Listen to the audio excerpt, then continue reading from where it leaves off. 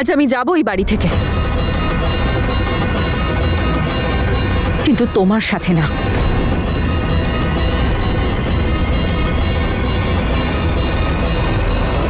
তোমার আমার আর বীরের বিয়েটা নিয়ে প্রবলেম, তাই তো?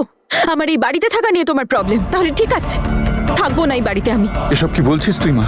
প্লিজ বাবা, আমাকে আটকাবেন না।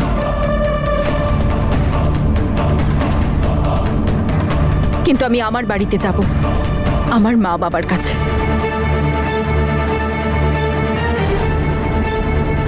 আমি তোমার আইনত স্ত্রী, এটাই বলতে চাও তো তুমি? তাহলে এবার আমাকে বলো, কোন আইনে লেখা আছে যে স্ত্রী তার স্বামীর উপর রাগ করে কিছুদিনের জন্য বাপের বাড়ি যেতে পারবে না?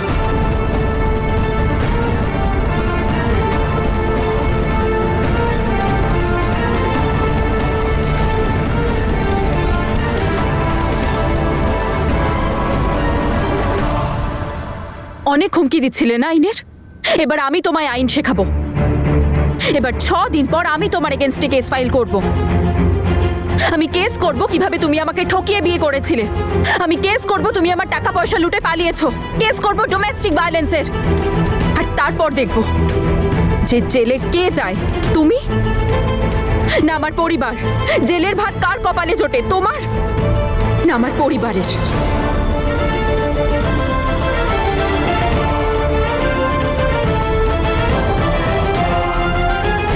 এর বুদ্ধি তো যশের থেকেও বেশি। কোনো ব্যাপার না, অন্তত এখান থেকে তো বিদায় হবে।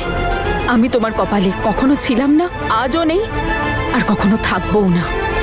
তুমি কাল যেরকম ছিলে আজও সেরকমই থাকবে। ঠিক আছে, তোমার যা ইচ্ছে তাই করো। আর হাজবেন্ডদের কাজটাই বাকি বউদের সব আবদার পূরণ করা। আমিও তাই করবো, এতে অসুবিধার কি আছে? আমি অবশ্যই করব। আর যতক্ষণ না এই বাড়ি থেকে তুমি বের হবে, আমি এক পাও নড়ব না।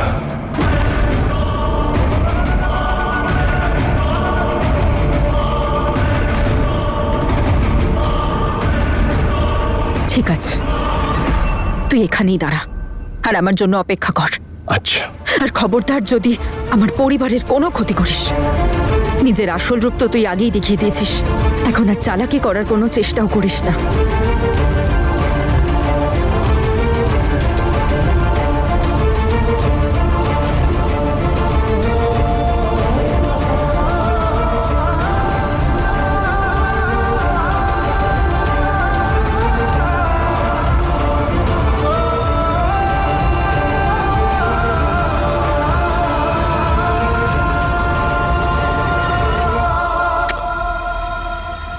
ক্ষমা করবেন, বিঘ্ন ঘটায় দুঃখিত। আমার বউ চলে এলেই আমরা বেরিয়ে যাব। আপনি একটু বাইরে গিয়ে ওয়েট করুন।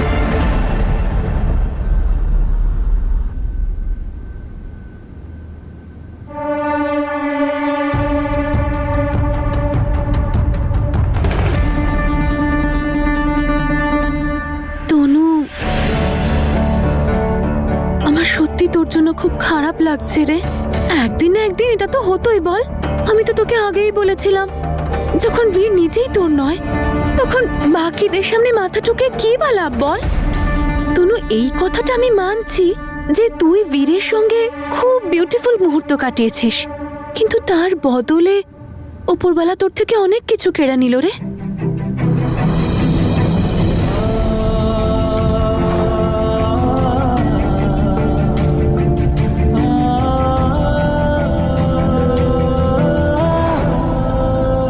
আচ্ছা তনু, এই ব্যাগটা একটু ছোট হয়ে গেল না? না, আমি বলতে চাইছি তুই যদি এটা নিয়ে ওর কাছে যাস, তাহলে ও সঙ্গে সঙ্গে বুঝতে পেরে যাবে যে তুই ওকে বোকা বানানোর চেষ্টা করছিস। একটা বড় ব্যাগ নে না। একটা কথা বলি জাসমিন, আমি ছোট ব্যাগ নেব না বড়, সেটা তুই আমার উপর ছেড়ে দে। তুই শুধু আমার কাজে নাক গলানোটা বন্ধ কর। তুই কেন আমার উপর এত রাগ করিস সব সময়? আমি তো তোর পক্ষেই কথা বলছি, বল? আর আমি আছি তো, তুই একদম টেনশন করিস না। আমি বীরকে আগেই বলে দিয়েছি যে তুই এখান থেকে চলে যাবার পর আমরা দুজন বিয়ে করে নেব, যাতে ওই যশটা তোকে আর একদম বিরক্ত না করে।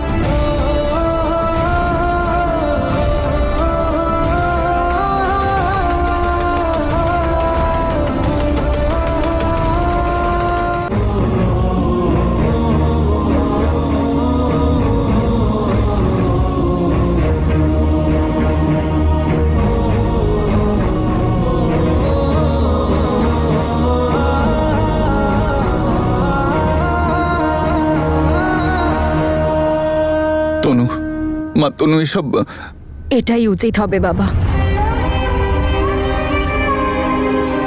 কিন্তু আপনি চিন্তা করবেন না, আমি ওকে ওর উদ্দেশ্য পূরণ করতে দেব না।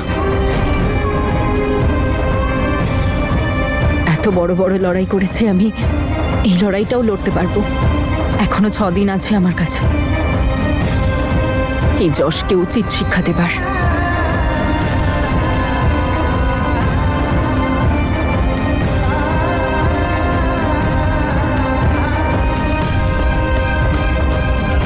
আমি থাকতে আমার পরিবারের কোনো ক্ষতি হতে দেব না আমি।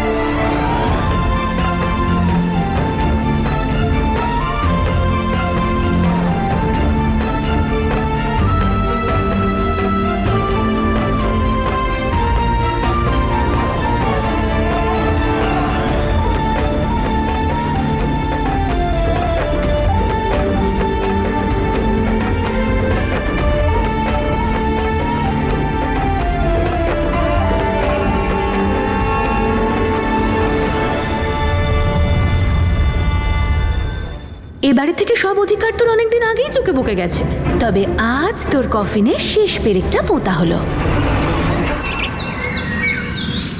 আমার কাছে এখানে আসা ছাড়া আর কোনো উপায় ছিল না। এই সব কিছু হয়েছে আমার দোষে। আমি যদি বুদ্ধি করে কাজ করতাম তাহলে আজ এই দিনটা উপস্থিত হতো না।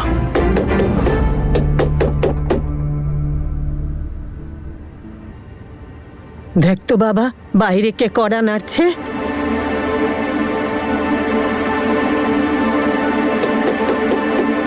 আরে আমি যশ, আপনাদের সঙ্গে দেখা করতে এসেছি, দরজাটা খুলুন। ওই বদমাশটা তাহলে এখানেও ধাওয়া করেছে। ওকে তো আমি বাবা, আজকে- দেখুন বাবা, দাঁড়াও। আরে মা বাবা, আরে আমার হিরো মার্কা শ্যালক অভিরাজ, তোমার জামাইবাবু এসেছে, দরজা খুলবে না? শয়তান বাবা, কোথায় গেল? আজকে আমি দাঁড়াও। বাবা এক সেকেন্ড বাবা, ওকে না, আজ- না, জেঠু না, বাবা না, বাবা তোমরা এসব একদম করো না, এটাই ও চায়। প্লিজ বাবা না। ঠিক আছে, খুলতে হবে না। দরজার বাইরেই বসে আছি, যতক্ষণ না দরজা খুলছো ততক্ষণ নো ইন নো আউট। আরে ওই বুড়ো, কি ভেবে তুমি ওই বীরের সঙ্গে আমার বউয়ের বিয়ে দিয়েছিলে? হ্যাঁ, টাকার লোভী কোথাকার। বিয়ে দিল, তাও আবার কিরকম অফারে, বাই 1 গেট 1 ফ্রি। আরে সবাই শুনছো? আরে সবাই তাড়াতাড়ি এইদিকে এসো। লোভী মেয়ের নকল শ্বশুর বাড়ির টাকা খাচ্ছো। ওকে যত ইচ্ছা চিৎকার করতে দাও, ও চিৎকার করে চলে যাবে এখান থেকে। চুপ থাকো তোমরা। হ্যাঁ, আজকেই তোমাদের সব কটাকে জেলে নিয়ে যাবো। চটপট দরজাটা খোলো, খোলো। ছাড়বো না, আজকে লাথি মেরে দরজা খুলবো। ওঠ!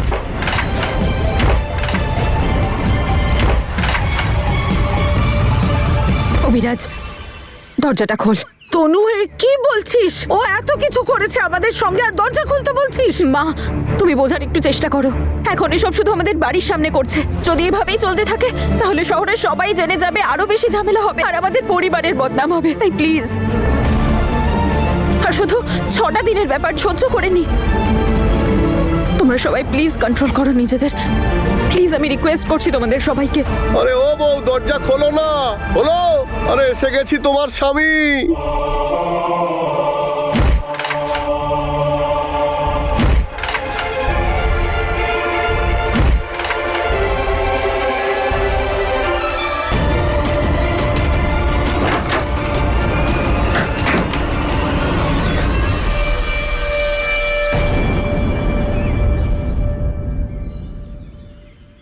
May I? আরে বাপ রে, আমি অনেকক্ষণ ধরে দরজা নক করছি, মানে জামাইয়ের কোনো সম্মানই নেই। হ্যাঁ, ইন দ্য প্লেস অফ বরণডালা স্বাগত জানাতে ইটের ডালা। আরে আমি ভয় পেয়ে গেছি। কি তনু, এই সব কটার রক্ত আজকে তুমি গরম করে দিয়েছে?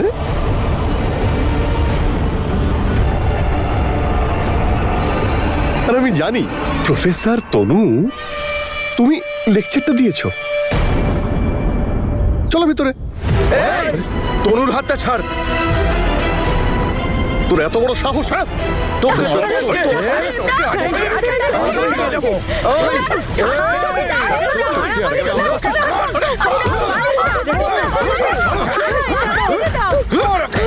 ছেড়ে দাও ওকে। আরে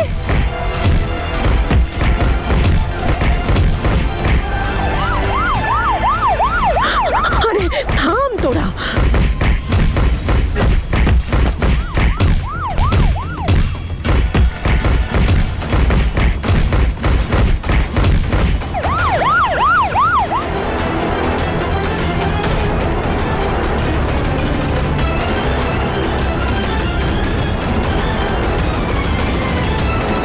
এই দাঁড়াও।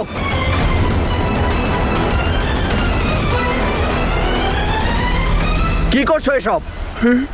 কি বাচ্চাই মারলো আমাকে। অ্যারেস্ট করো। না স্যার, আপনি ভুল ভাবছেন। আপনি শুনুন, এই লোকটা মিথ্যে কথা বলছে। ইন্সপেক্টর স্যার, ও জোর করে আমাদের ঘরে ঢুকে পড়েছে। ও 1 নম্বরের ফ্রড। ইন্সপেক্টর, আমাদের নয়, ওকে গ্রেপ্তার করুন। আরে আমাদের বাড়িতে ঢুকে আমাদের হুমকি দিচ্ছিল। দেখেছি আমি কে কি করছিল। না ইন্সপেক্টর, সত্যি বিশ্বাস করুন, ও জোর করে আমাদের বাড়িতে ঢুকেছে। আমার মেয়েকে জোর করে নিয়ে যাচ্ছিল।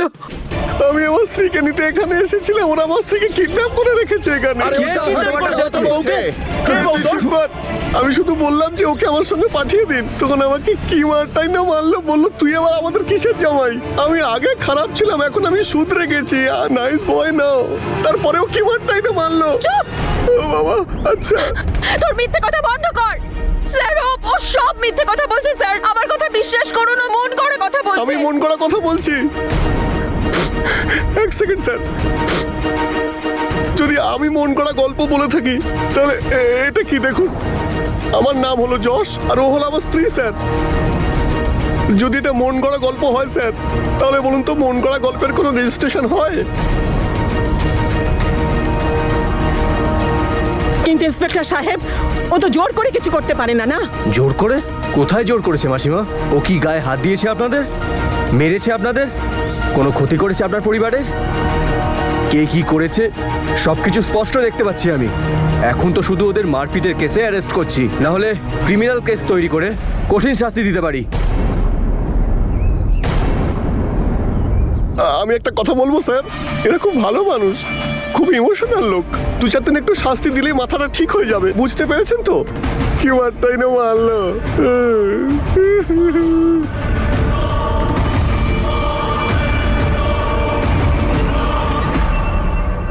এদেরকে নিয়ে যাও। আরে কোথায় নিয়ে যাচ্ছ? ছাড়ো।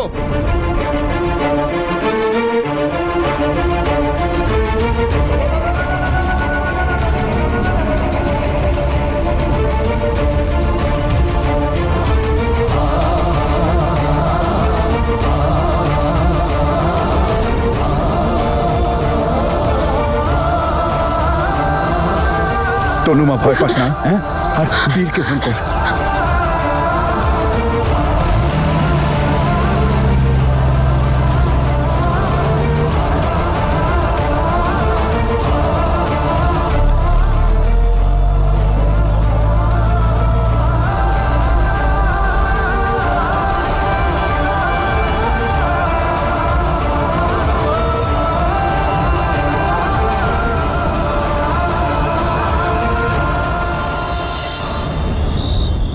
তনু যেন ওখানে ভালোই থাকে।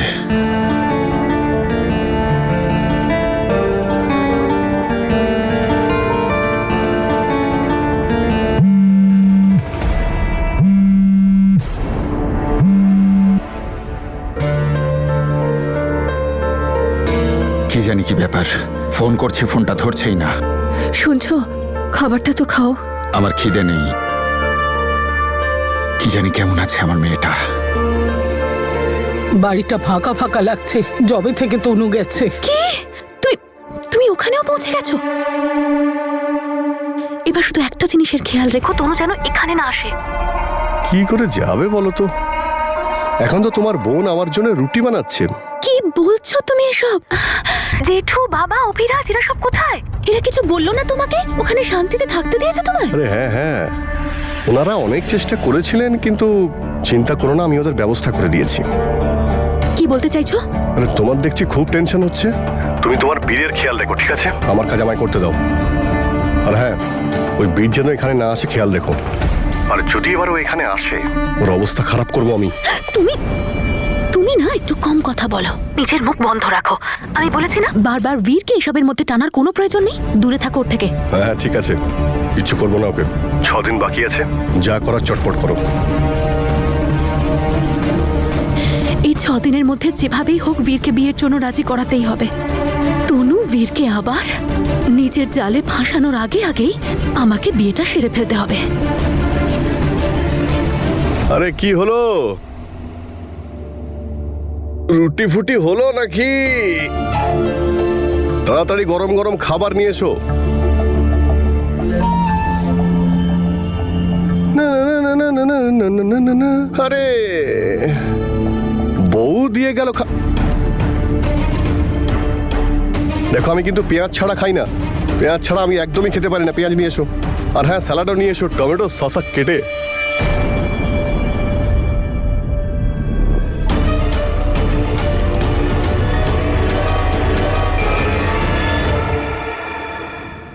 দেখো, মেয়েটা নিজের বাড়িতে গেছে, আপনজনদের সঙ্গে সময় কাটাচ্ছে। ও একটু সময় পেলেই তোমাকে ফোন করবে। চিন্তা করছো কেন? আমার ভয় করছে। যতদিন ওই যশ বাইরে রয়েছে না, আমি শান্তি পাবো না।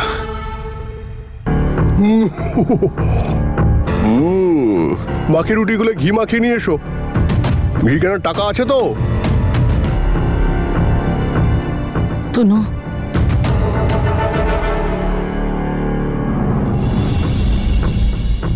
আস্তে আস্তে খাবো। আরে ওই, আরে রুটির সঙ্গে একটু ভালোবাসাও দিয়ে যাও। আরে পাশে এসে বসো। আরে আমার সঙ্গে বসো, তোমার পাশে বসে খাই আমি। আরে এসো না। আমরা কেন ওকে এত আদর যত্ন করছি? আদর আপ্যায়ন করছি না রে মা, রুটি ঠুসে দিচ্ছি ওর মুখে যাতে মুখটা বন্ধ রাখে আর তোকে জ্বালাতন না করে। তনু, তুই কি বীরকে ফোন করেছিলি? ঠাম্মি, যশ খুব চালাক। আমাকে এক মুহূর্তের জন্যও চোখের আড়াল করছে না। আমার ফোনটাও খুঁজে পাচ্ছি না, জানি না ও কোথায় রেখেছে।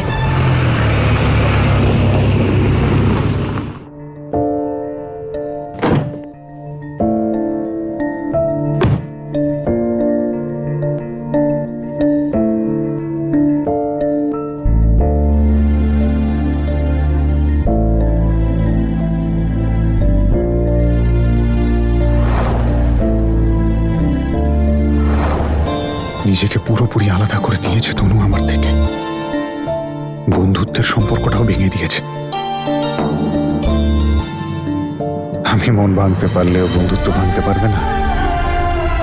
আমি এটারই যোগ্য।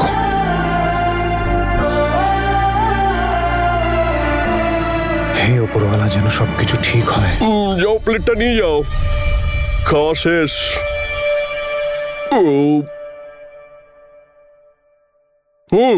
এবার একটু জল পান করবো। নিজের লিমিটে থাক যশ। না এই বাড়িটা তোর, না আমি।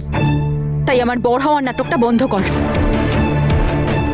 যে কাগজের জোরে তুই আমাকে কোর্ট অবধি টেনে নিয়ে যাওয়ার হুমকি দিচ্ছিস না, এই সব থেকে বেরোতে আমার বেশি সময় লাগবে না।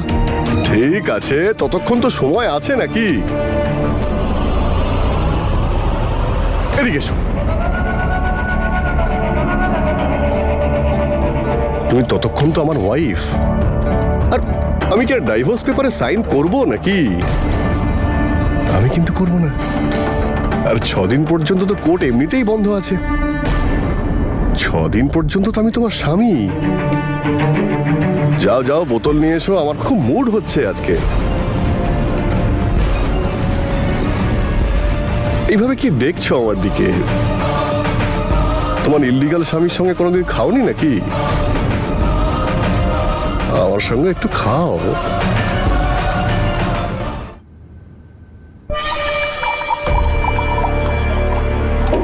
এটা যখন ঢালো না, এই শব্দটা আমার খুব ভালো লাগে। এটা খেয়ে চুপচাপ ঘুমিয়ে পড়, এর চেয়ে বেশি আশা করিস না।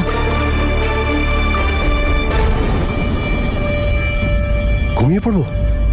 আচ্ছা, এত সুন্দর বউ আমার, তার সঙ্গে আমি সময় কাটাবো না?